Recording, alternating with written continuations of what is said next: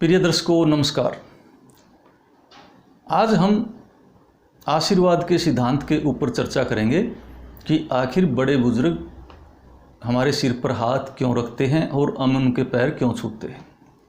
दोस्तों, ये स्पर्श चिकित्सा के अंतर्गत आता है ये सिद्धांत। और आपने देखा होगा कि हमारे ऋषि मुनि जब तप करते थे तो उस समय वो उनके शिष्यों को आशीर्वाद भाव बोलते थे।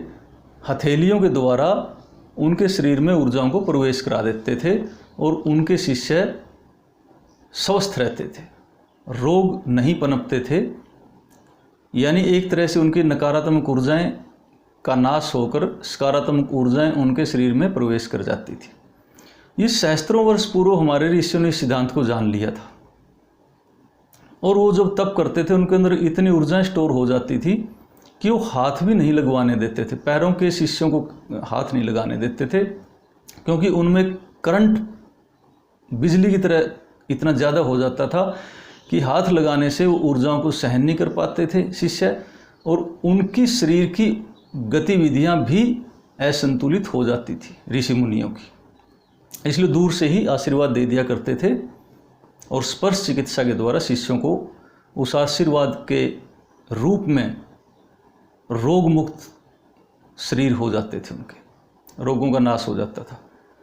बाद में इसी को देखते हुए पता चला कि हमारे जो बुजुर्ग लोग होते हैं उनके अंदर भी वो ऊर्जाएं धीरे धीरे स्टोर हो जाती हैं।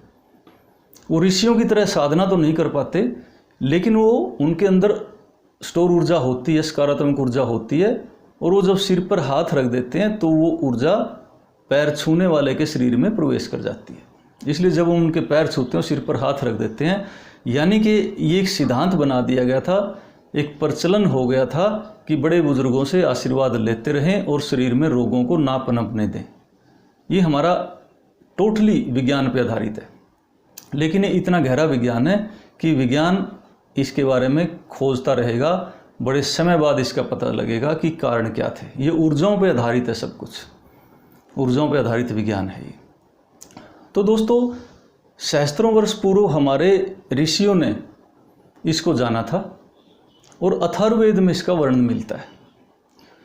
बाद में अथर्ववेद को जान के, अथर्ववेद की बातें सुनकर जापान के अंदर मिकाओ उसूई नामक एक चिकित्सक हुए, जिनको एक संत की तरह जाना जाता था। उनका जन्म 1869 में हुआ और 1926 में उनकी मौत हो गई थी। उन्होंने इसको जाना और जापान के अंदर इस चिकित्सा का विकास किया, प्रचलन हुआ बड़े भारी तरीके से, और इसका प्रचार और प्रसार उन्होंने किया। उन्होंने इसको रेक्की का नाम दिया, रेक्की ऊर्जा, क्योंकि रेक्की शब्द जापानी भाषा से संबंधित है। रे का मतलब है उच्च शक्ति और की का मतलब है जीवन की ऊर्जा, यानी कि जीवन की ऊर्जा को उच्च शक्ति में बनाए रखने के लिए स्पर्श चिकित्सा दी जानी चाहिए। स्पर्श चिकित्सा का सिद्धांत लागू करें। तो उन्होंने रेक्की ऊर्जा के रूप में इसको दोबारा से प्रचारित किया और प्रसारित किया, और दोबारा 1980 के अंदर भारत सरकार ने इसको मान्यता दे दी, और आज जगह जगह रेक्की ऊर्जा के अनेक केंद्र हैं। कहा तो ये भी जाता है कि 2500 साल पहले महात्मा बुद्ध ने अपने शिष्यों को इसको सिखाया था, और महात्मा बुद्ध के द्वारा लिखी हुई कमल सूत्र नामक पुस्तक में इसका काफ़ी उल्लेख भी मिलता है। दोस्तों, जब हम रेक्की ऊर्जा देते हैं, आज हम इसको रेक्की के रूप में काफ़ी प्रयोग कर रहे हैं और देख रहे हैं। जब कोई रेक्की ऊर्जा देता है, उसके हाथ गर्म हो जाते हैं, ये इसकी पहचान है। अगर रेक्की ऊर्जा देने वाले के हाथ गर्म हो गए तो समझो उसके अंदर वो ऊर्जा स्टोर थी और वो दूसरे शरीर में प्रवेश कर गई, ये इसकी पहचान है। और इसको सौदात्मक रूप में आप देखें, प्रैक्टिकल रूप में इसको आप देखना चाहते हैं, किसी पौधे को ले लीजिए, चाहे कोई मिर्च का पौधा हो, टमाटर का पौधा हो, या कोई बेल हो, जो सही तरीके से पालन पोषण ना हो रहा हो, जो सही तरीके से फल फूल ना रही हो, आप नहा धोकर पूजा पाठ करके हर रोज़ 5-7 मिनट उसको रेकी ऊर्जा दीजिए, यानी स्पर्श ऊर्जा दीजिए, और वो धीरे धीरे फलने फूलने लगेगी और फल भी देने लगेगी। यह आप निश्चित रूप से चेक करना और आप हैरान रह जाओगे कि महीने के अंदर अंदर उसका रूप ही बदल गया, और जो वो फल नहीं दे रही थी वो फल देने लग गई। टमाटर का पौधा टमाटर लगेंगे, मिर्च का पौधा बढ़ते जाते हैं कई बार, लेकिन लगती नहीं है मिर्चें, तो उसके वो मिर्चें भी लगेंगी और फल वाले पौधों के फल भी लगेंगे। ये इसकी पहचान है। ये काम कैसे करती है? हमारे शरीर के अंदर 7 आज्ञा चक्र होते हैं। 7 आज्ञा चक्रों को अपडेट करने की ये विधि है। 7 आज्ञा चक्र ऊर्जाओं के द्वारा अपडेट रहते हैं और वो हमारे शरीर की क्रियाओं को संचालित करते हैं। उन 7 आज्ञा चक्रों के क्या नाम हैं, उनको और कैसे सही तरीके से अपडेट किया जाए, और उन 7 आज्ञा चक्रों का ग्रहों से क्या संबंध है, ये हम कभी आगे जिक्र करेंगे इसका, और आप हैरान रह जाएंगे कि किस तरह से हमारा शरीर ब्रह्मांड से कनेक्टेड है और किस तरह से हमारे आज्ञा चक्रों का और 7 ग्रहों का संबंध है।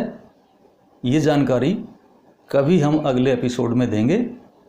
आज हम यहीं पे समाप्त करते हैं और आपको बड़ी एक नेक सलाह देते हैं कि आप आशीर्वाद की विधि को बनाए रखिए और बड़े बुजुर्गों के पैर छूना कभी मत भूलिए, क्योंकि हम उनके पैर छूकर हमारा लाभ कर रहे हैं, हमारा स्वास्थ्य लाभ कर रहे हैं। बिना दवाओं के आप हम अपने शरीर को स्वस्थ रख सकते हैं, सिर्फ और सिर्फ आशीर्वाद लेकर। हमने सिर्फ पैर छूने हैं, बड़े बुजुर्गों का अपने सिर पर ऑटोमेटिक हाथ चला जाएगा और ये समझ लेना कि उनके शरीर से ऊर्जाएं हमारे शरीर में प्रवेश कर गई और पता नहीं कैसे कैसे असाध्य रोग हमारे शरीर से चले गए, और जो रोग नींव रख रहे थे, जो रोग आने वाले थे, वो समाप्त हो जाएंगे। इतना बड़ा प्रभाव है स्पर्श चिकित्सा का और शारीरिक ऊर्जाओं को दूसरे शरीर में पहुंचाने का। ये बड़ा अजीब तरीका है। विज्ञान इस पे शोध कर रहा है। आगे विज्ञान भी हैरान रह जाएगा कि कितना बड़ा विज्ञान था ये, और हमारे ऋषियों को इन सब बातों का ज्ञान था। इसलिए हमारे शास्त्रों को पढ़ के, सुन के, जान के उनका पूर्ण रूप से फ़ायदा उठाइए। निसंदेह कोई उन पर शक करने की ज़रूरत नहीं है। अपने जीवन में लागू करिए और आप हैरान रह जाएंगे कि आपका जीवन बदलना शुरू हो गया। दोस्तों, आज हम यहीं पे विराम देते हैं। जय हिंद।